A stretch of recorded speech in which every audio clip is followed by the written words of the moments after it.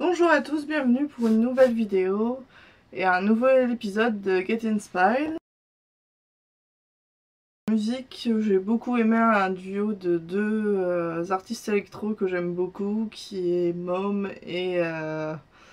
Petit Biscuit, qui ont fait une chanson ou un mix, je sais pas trop comment ça s'appelle, qui s'appelle Gravitation, et c'est vraiment la combinaison des deux, de leurs deux univers, vraiment très électro et à la fois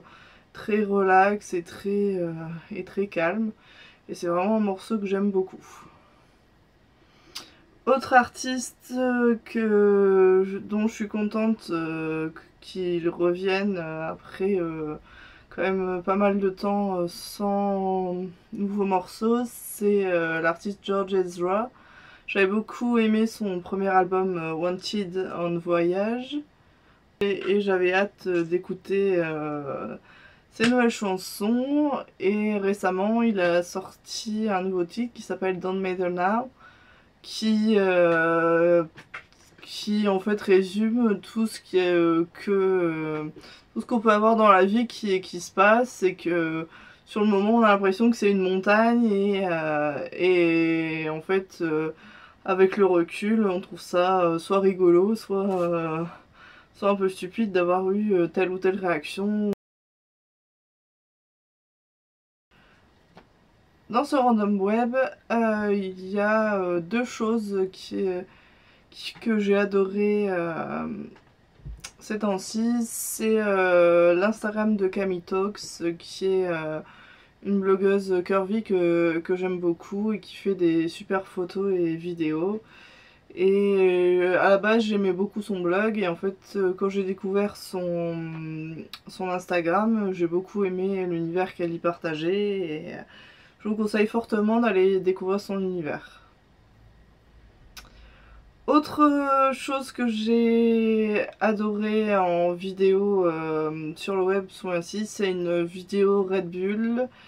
qui s'appelle 70 Hours, A Tribute Joyride with Nicole Rogatkin. Pour les gens qui ne connaissent absolument pas le mountain bike, Nicole Rogatkin, c'est le vice-champion du monde de mountain bike slopestyle, et en fait ils ont fait une vidéo sur sa saison, comment il en était venu à faire du mountain bike, un peu une partie de son enfance, comment sa famille voyait son métier, et c'est hyper intéressant de voir un peu les coulisses d'un contest et savoir un peu comment les riders sont arrivés là, quoi. Et dans cette vidéo en fait Nicole Rogatkin en fait raconte un peu sa vie et tout ce qui s'est passé jusqu'à aller à la Red Bull Joyride. C'est hyper intéressant de découvrir comment il en est arrivé là. Et je trouve qu'il a une belle philosophie de vie qui dit que en fait à chaque fois qu'on tombe un truc comme ça, il faut toujours se relever, et que c'est pas et que en fait c'est ce qu'il expliquait, c'est que c'est pas parce que on tombe en faisant une figure ou même en faisant quelque chose dans la vie qu'on pourra pas réussir après. Et en fait c'est un bel exemple parce que il est tombé beaucoup de fois en apprenant des tricks et en faisant et en répétant des figures, et au final il a fini en étant vice-champion du monde, donc c'est une belle leçon de vie. Tout d'abord, il y a le grand retour de Annabelle 2. J'avais beaucoup aimé le premier, donc pour ceux qui connaissent pas trop l'univers du film d'horreur, en fait, Annabelle, en fait, c'est une poupée qui existait réellement, en fait, qui était possédée par l'esprit d'une petite fille. Et en fait, le Annabelle 2, en fait, c'est un préquel au premier, dans lequel, en fait, ils expliquent, en fait, comment, en fait, la poupée a été possédée, etc. Et en fait dans ce préquel, en fait c'est donc un couple en fait qui a une petite fille, et en fait leur petite fille va se faire tuer dans un accident de voiture, et ils vont en fait un peu invoquer les esprits pour pouvoir voir leur fille, sauf que ils vont vite se rendre compte que c'est un démon et pas l'esprit de leur fille. Et en fait, plusieurs années après qu'ils aient enfermé la poupée, en fait, ils vont accueillir des filles orphelines qui sont élevées par les sœurs, etc. Et malheureusement, il va se passer pas mal de choses par rapport à ça. Ce que j'ai beaucoup aimé, c'est que c'est extrêmement...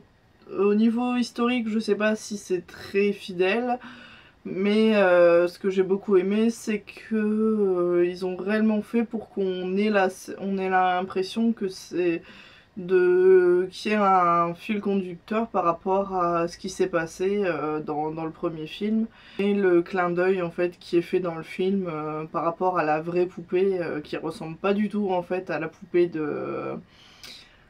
en fait qui est présentée dans le film, qui est en fait une vulgaire poupée de chiffon en fait que n'importe qui aurait pu coudre en fait. Et donc la série que j'ai beaucoup aimée, c'est Atypical, qui en fait raconte la vie d'un jeune garçon en fait qui est autiste, et donc en fait ce jeune garçon en fait raconte sa vie, et en fait, il passe sa vie entre l'école, sa psychologue ou sa psychiatre, je sais pas. Et en fait, malgré en fait sa maladie, il cherche à savoir un peu comment fonctionne le monde qui l'entoure, et forcément, vu qu'il est à l'âge de l'adolescence, il s'intéresse beaucoup aux filles, et donc à savoir comment fonctionnent les filles, comment sortir avec